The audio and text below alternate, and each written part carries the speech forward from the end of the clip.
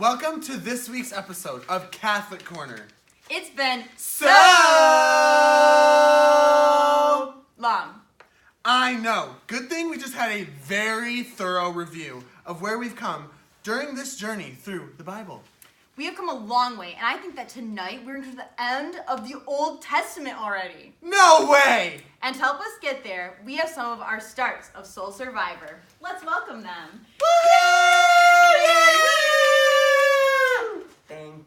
Thank you for your generous welcome. We are very pleased to be here. So, we are picking up from where we left off 3 weeks ago. King Solomon has died. He turned out to be an awful king, but he did build a temple for the Jewish people to worship. Who will take over? That is a good question. Well, Solomon's son, Rehoboam, took the throne. It was very interesting because the northern tribes, remember, there are 12 tribes which sprung from the 12 sons of Jacob, were pretty worried. They did not like the way that Solomon had ruled. He had been brutal and a tyrant. They wanted to make sure that his son would not follow in his footsteps. So the northern tribes, one of the leaders, Jeroboam, to ask Rehoboam what type of leader he would be. Let's take a gander at what they said. And we're Wow, I can't believe he responded that way. What an awful man. He was. As a result, the 10 northern tribes dedicated to break away from the king Rehoboam and form their own nation with Jeroboam as their king. Their nation was still called Israel, and their capital was Samaria. This took place in 930 BC. Rehoboam wound up even being a worse king than Solomon. The southern kingdom was now called Judah because it consisted of the tribes of Benjamin and Judah. Their capital remained Jerusalem, and their king was Solomon's son, Rehoboam. the kingdom divides? Oh no, what now? What about the temple? The descendants of Abraham? They went through all this just to throw it away? Yeah, it was a very hard time for all of them. The northern kingdom of Israel, for example, couldn't go to Jerusalem to worship anymore because Jerusalem was in the south. This is when the trouble really starts. They wind up kind of making up their own religion, forming their own priests, and eventually have 9 different dynasties instead of the one that got established. God starts to send prophets, and we enter a time of many prophets who are warning the Israelites to return to God. One in particular is named Hosea. Let's see what he does. Wow. God uses interesting situations to get his points across. Poor Hosea. Poor God. These people just keep rejecting him. Yes, and this is important. At the time of the Old Testament, we have a series of world leaders. At the time of Moses, Egypt was a world leader. In this time, around 722 BC, the Assyrians were in power. We are in the book of 2 Kings.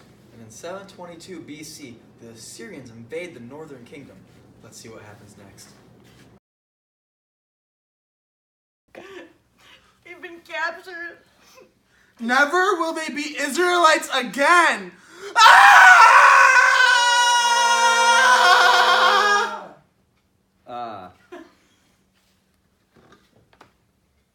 This is true. And if you recall, in the New Testament, we hear a few times how the Jews will have nothing to do with the Samaritans. Samaritans and Israelites who were forced to mix and marry with Assyrians.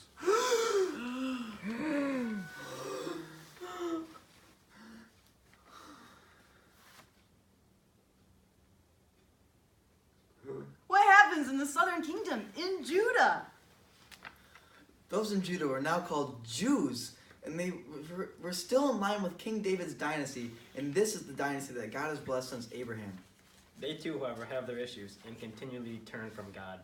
He also sends prophets to warn them. A very famous prophet was Isaiah. He tells them over and over to turn back to God. He even tells them that they will experience a season of exile, but after 70 years, they will return back to Judah. In the year 587 BC, the world has changed leaders and was ruled by the Babylonians. These baby lions took over Judah and took the people in Babylon in 3 waves: 605, 597, and 586 BC. Daniel was a prophet in 605. See what happened to him next. Wow, how brave that Daniel was. In 586 BC, they destroyed the temple and the final king of Judah was captured. He was Zedekiah. See what awful thing happened to him.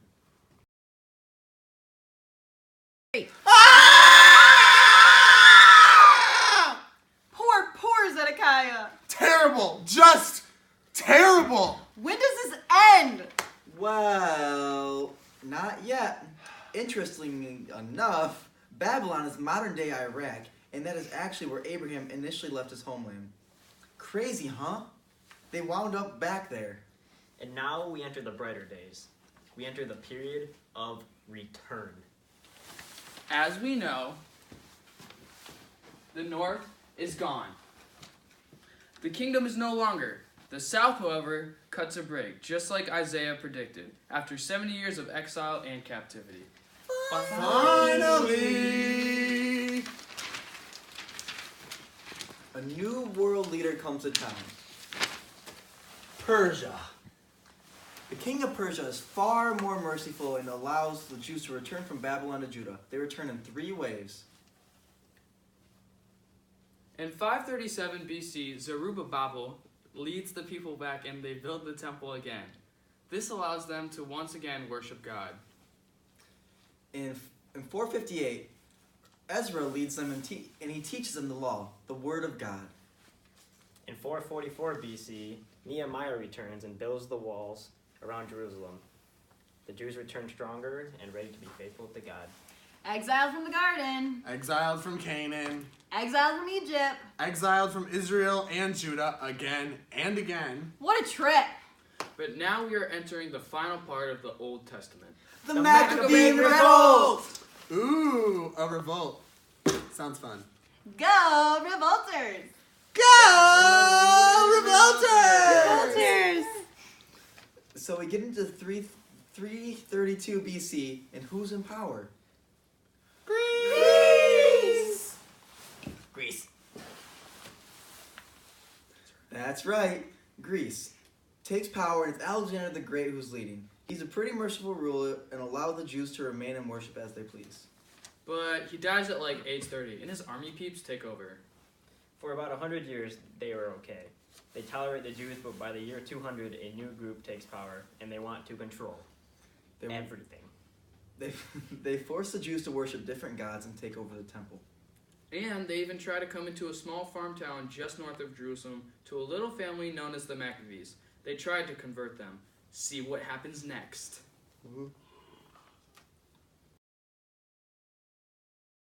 Give me an M! M! Give me an A! A! Give me a Cabean!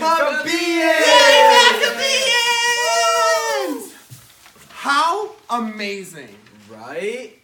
After just 3 years, they take the temple back. They found it in ruins, but working together, they repaired the temple and rededicated it in a course of over 8 days. Even though there wasn't enough oil to keep burning for 8 days, it did. And Jews still celebrate this rededication each year. What holiday is it that the Jews celebrate? Audience? It's Hanukkah! Yay! Very good. So the Maccabean family ruled Judah for a few years, but then Rome rises into power. And we set the stage for Jesus' time. Ooh, what's the tea? Tell us more. Not today, my friends. That's right. That's all we have time for today. Thank you so much for sharing your wisdom and insight with us. This is Josh and Mel on Catholic Corner, wishing you an exile-free life. See you next time. Bye.